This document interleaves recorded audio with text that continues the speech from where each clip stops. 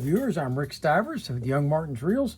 Today's project is going to be this Johnson Force 315, and this one I got in 3 reels. They were given to me.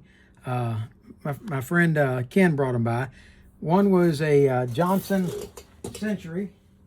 That will be this one right here. One was this Johnson Laker 2 140C, and all 3 of the reels were froze up when I got them, and they were given to him by another fishing reel repairman who told him that they were going to be parts reels because they were either couldn't be fixed or weren't worth the effort. So he brought them and gave them to me as parts reels, and I've got those 2 fixed, and we're going to see what I can do with this one. Now this one is not completely frozen up.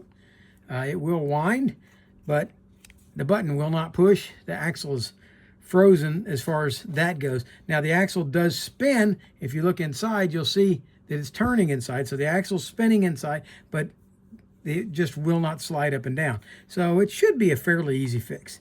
But let's get started on this. Oh, by the way, the reason I haven't been doing a lot of videos lately is I've been working on this stuff over here. Okay, these are the rods and reels that I have spent the last couple of weeks getting ready for Fanatics. It's a San Antonio-based fishing club or group, nonprofit that teaches kids how to fish. So these I'm donating these to them on Saturday, and I've been working on those. And up here you will see the next group of rods and reels that I've been working on, and those are for a homeschool group that I'm teaching a class to on fishing next Monday. And some of these, let's see, 5 of those up there are going to the San Antonio Fishing Lure and Tackle Show to give away to kids. And I've got to try to get at least 5 more done, and I haven't got them done yet. So that's what I've been doing, folks.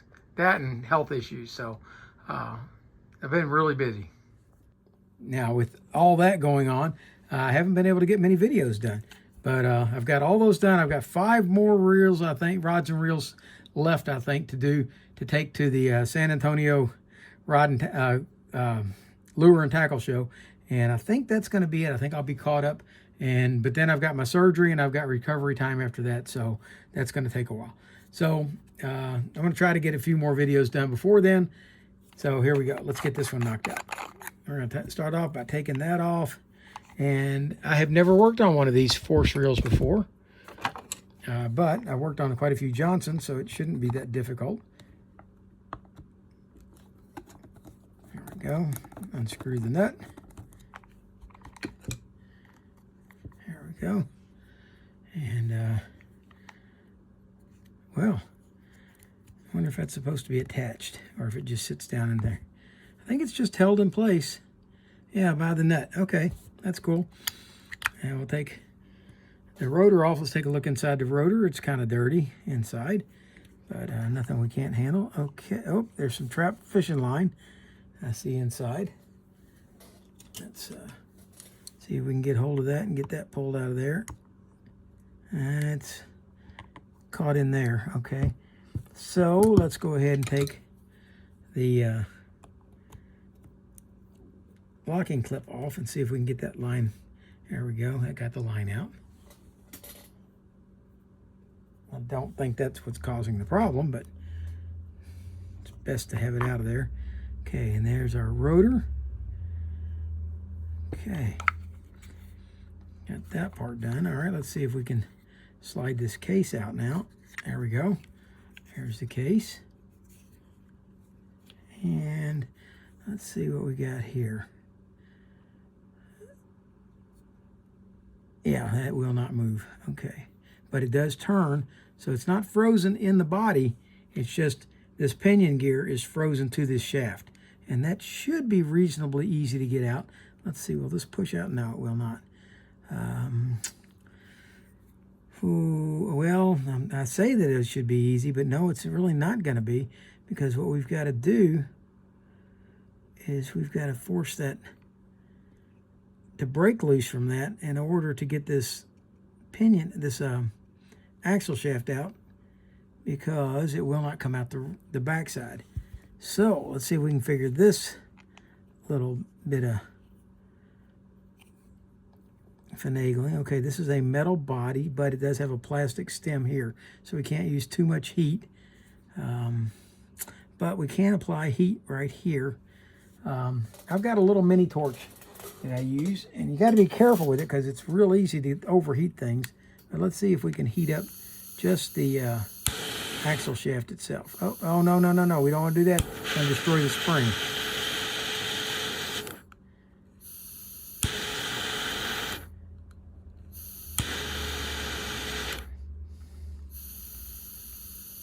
Let that heat generate up in there.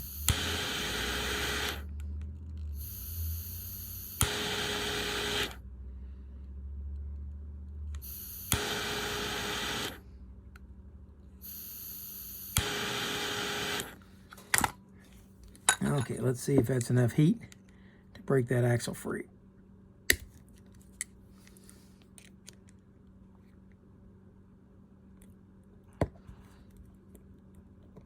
Nope, not yet. Okay, well, then let's go ahead and remove that spring and see if we can get in there to, I'm going to blow this up a little bit. Hopefully I'll keep it in line. We're going to push this down and try to grab hold of that C-clip and pull it off. Okay, so we'll push this down. Try to grab the clip and pull it off. Okay, that took care of the C-clip. There it is. It's off. Okay. Now, the spring should come off, and it did. Hopefully I didn't damage that any with the heat. I might replace it anyway, just in case. Okay, let's go ahead and bring back out. Now we've got to get that axle shaft to push down forward. So now that we've got the spring off, we should be able to get much closer to the pinion with the heat. But we also want to be careful not to overheat the drag washer underneath.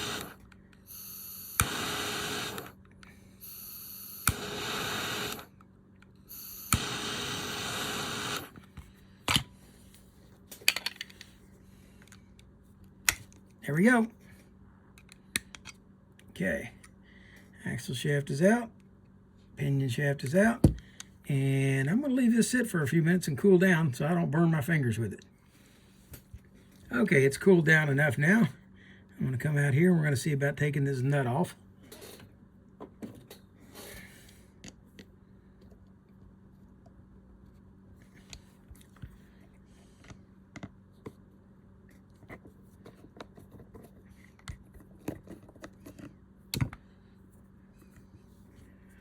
Okay.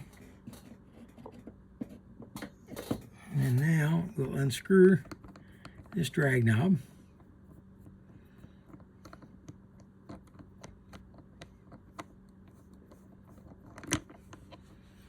Okay, under that we're going to have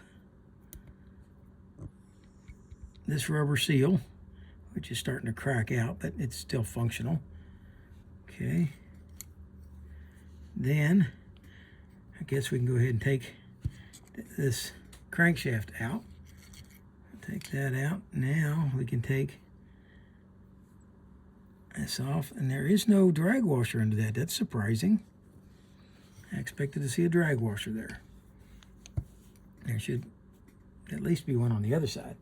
All right, let's go ahead and take this nut off now. There we go. That one looks like it'll get the job done.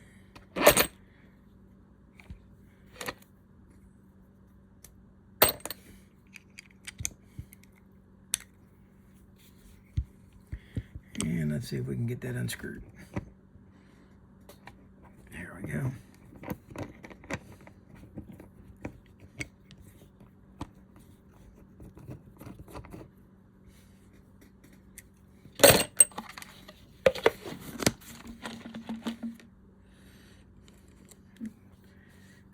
Comes the handle. There we go. And now then there is a sleeve here.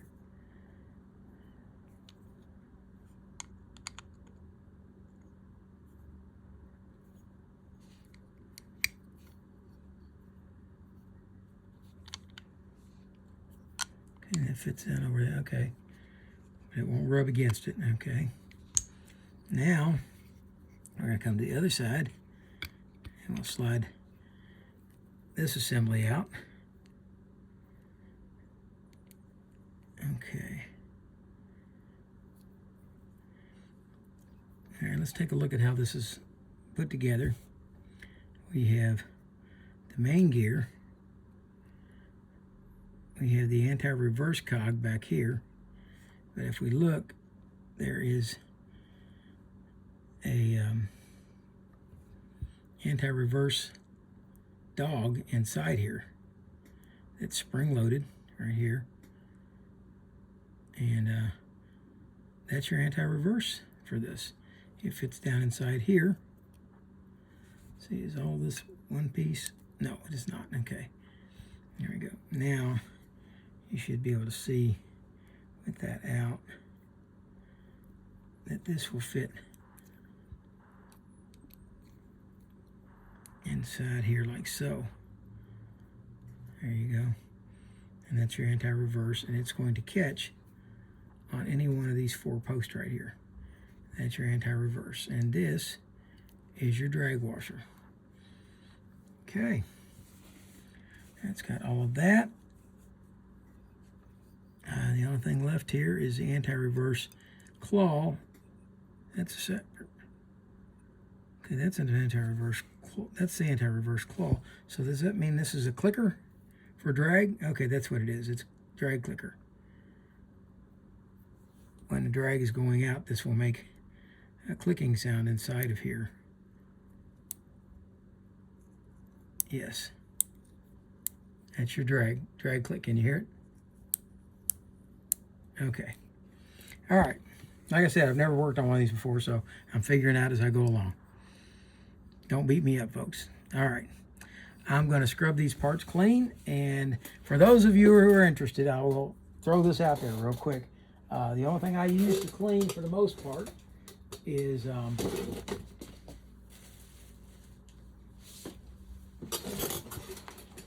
normally WD-40, and I'm not paid by them or anything. That just happens to be what I use. Lots of other things work just as well.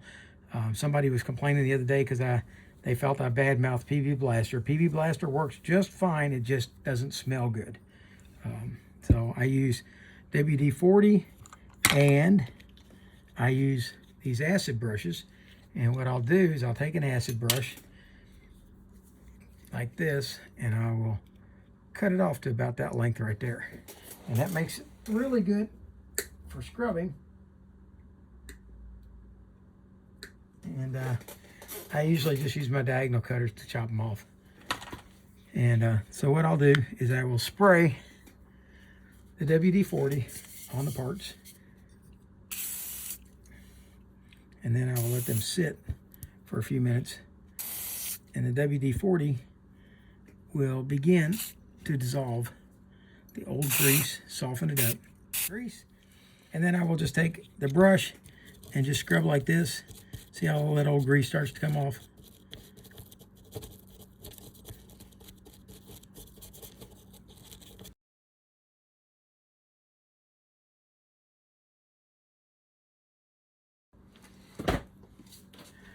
Once that is done, I'll just use a cotton swab to wipe it down and clean off as much of the old grease as I can.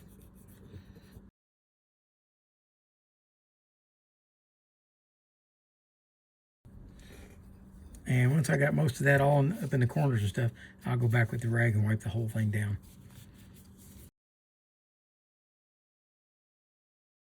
And if there's a corner that I've missed, I'll come back, take the cotton swab again, get down in those corners good. And then I make sure to run it through where the axle shaft goes and where the crankshaft goes. And I'm going to take it off camera now and clean up the rest of these parts, and I'll be back in a few minutes. That was a lot of fun. Didn't take but just a few minutes to get it all cleaned up and ready to go. So now we're going to start by trying to reassemble the gear. And before we do that, let's go ahead and put a drop of oil on this anti-reverse claw right here. There we go. Maneuver it around a little bit, make sure that oil gets worked into it, and we're ready to start putting things back together. Okay, we're going to start off over here with this assembly, and let's see what we need to do to get it back together. First off, we're going to need this axle shaft right here. Even before we do that, let's go ahead and install that on there.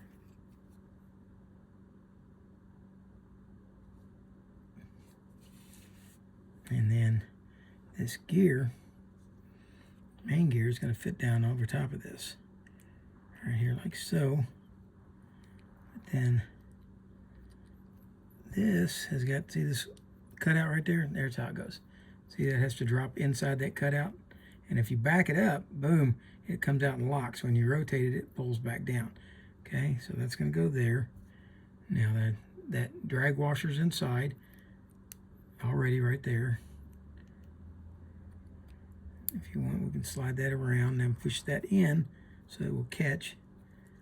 Okay. And that all looks really good up to that point. And we're going to take and put some grease on this crankshaft like so. And we should be able to go ahead and slide it up inside here like that, and that fits in there, and that's going to hold all that in place. Now, prior to putting on this last piece over here, we're going to go ahead and slip the handle back on. And this will help hold everything in place. Watch for the flat and line up the flat on the handle with the handle on the shaft. And now, let's go ahead and screw this nut back on.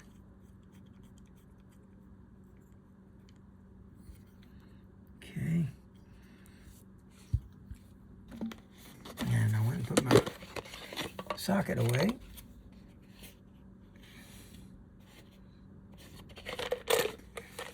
When we weren't done with it yet. Okay, let's go ahead and tighten that down. And unfortunately, the part that was supposed to hold all this together isn't through there yet, so it fell out. All right, we're going to slip this back on. Like so. There we go. That's got that back on.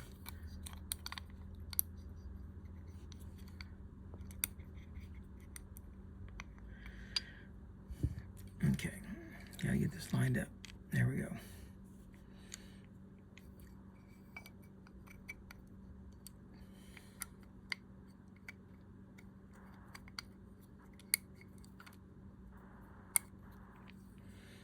All right, now we line this one on right there and put the drive shaft back through it. There we go. Okay, now we've got all that back in there. And with that in place, once we tighten this down, and it's got a more and less here for drag. And before we put that on goes this rubber washer, then screws down the drag knob.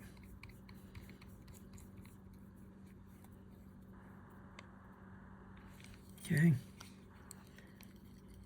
there it cranks. There's your anti-reverse claw operating.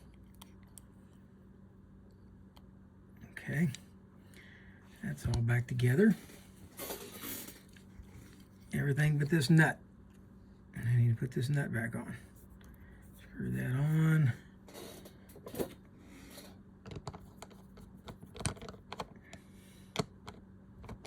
Okay. And then we've got to put the axle shaft back together. So that's going to consist of that axle shaft And let's go ahead and oil it good. Let's put some oil on the shaft where it's supposed to slide for the pinion gear. And let's set the pinion gear back in. And get the axle shaft to go through it. Now, look at this. The pinion gear has got a notch, a flat spot. You got to line that up with the axle shaft so that it will go together like that.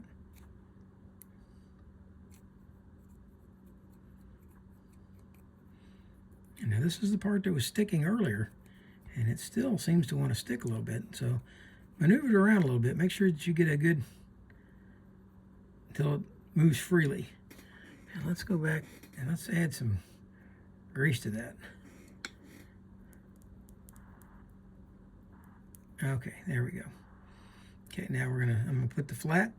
I'm gonna hold the flat up here on the top, right there, and hold the axle shaft that way. And we're gonna slide the axle shaft in. We gotta put the pinion gear in place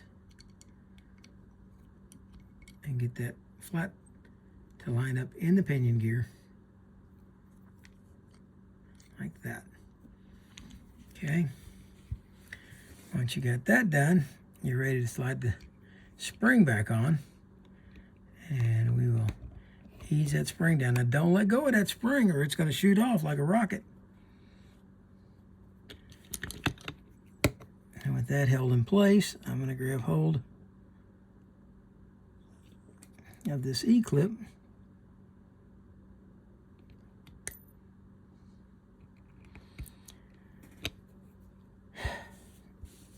and it got that, there it is. It got caught on the towel. There. Lay it down there. And let's do this again. Okay. Get hold of it. Ooh, this E-clip's bent. Let's see if we can straighten it out.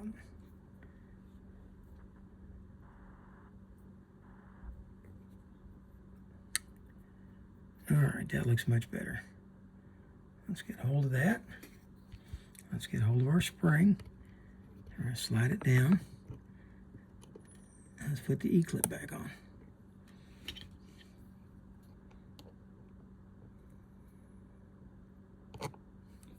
There we go. That's got our axle back in. Turning nicely.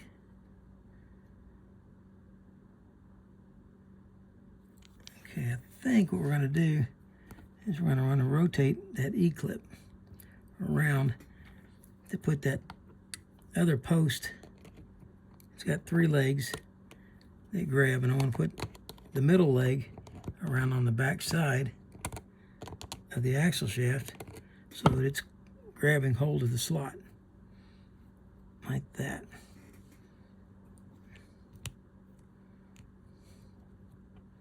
There we go. And that should prevent it from ever popping off. With that done, we're going to come back and add grease to the teeth of the gear.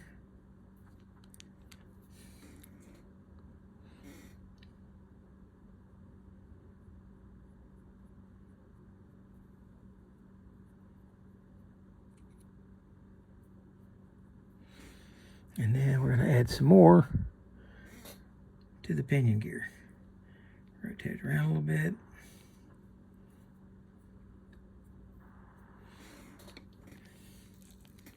And then we're going to put some on the spring and the axle shaft where it slides.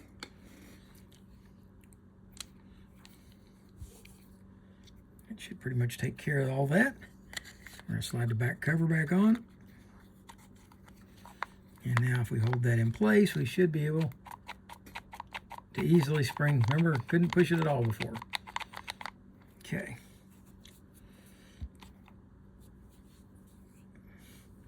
And I'm going to leave this line on for now, but I'm going to end up taking it off and put a new line on it. But I'm going to leave it on right now so I can test the drag. Okay, let's slide this on. It's got a pin hole right here. See that pin hole? That's going to line up into this pin right here. And you rotate it around until that drops into that hole. So you'll, up until then, it's kind of catching and moves a lot. Once you get it on that, There you go. Then it doesn't move hardly at all. Okay. This guy is nice and clean. Slide it into place.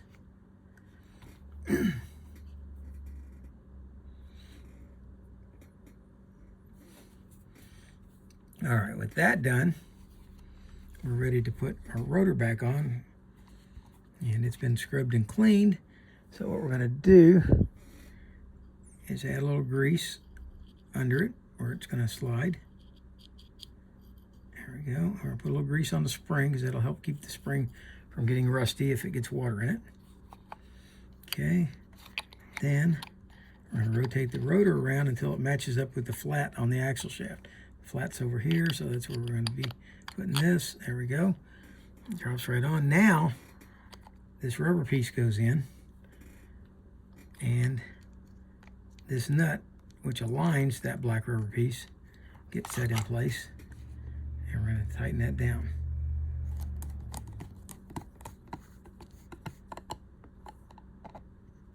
Okay, that's got your rubber brake line, or line brake, installed. There we go. Let's see, it drops down like it's supposed to. Pin goes in like it's supposed to. And then we rotate around, the pin pops out.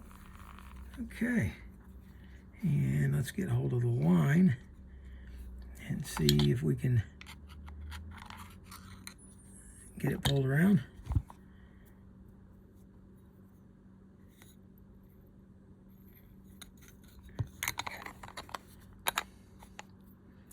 Okay. And we're going to rotate it backwards until we hear it click.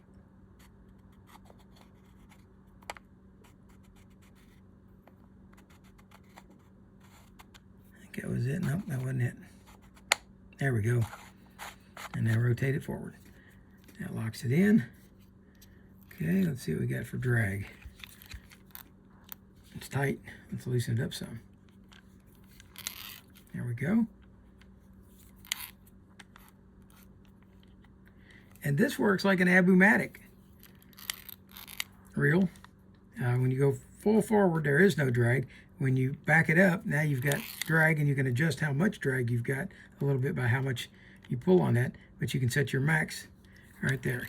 Okay, so, boy, that's some really chewed up line. You can feel it as you wind it in if you hold on to it. All right, that's a really nice Johnson Force 315, and that's going to go to the San Antonio Lure and Tackle Show, and hopefully a kid who needs a rod and reel is going to pick it up there. And I hope you liked the video. If you did, please hit the like button. If you didn't, hit the dislike button. Tell me what you didn't like and why. And for now, that's Rick Stivers of YoungMartin'sReels signing out. Decided to throw a little bonus footage in here. I'm going to go ahead and strip this line off real quick. And to do that, I'm using my drill and a piece of an old fishing rod. I'm going to back this up so you can see what's going on. And I just push the button, tie a slip knot on there, get it spinning up, and start stripping the line off. If you're going to do it this way, though, make sure to hold the reel tight.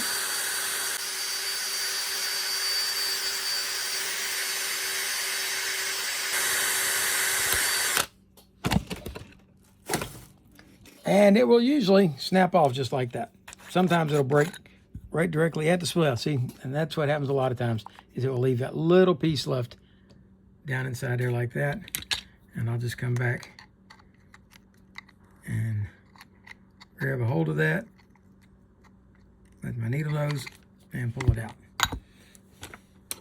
And it's ready for a new line. I'm gonna put some 8-pound test on this. I was putting 4-pound test on these kids' reels until I took a group of kids fishing with 4-pound test, and the wind knots it was phenomenal how bad everything kept getting knotted up. So I've gone over to 8-pound test, and it seems to be a little more friendly for using with kids. So there we go.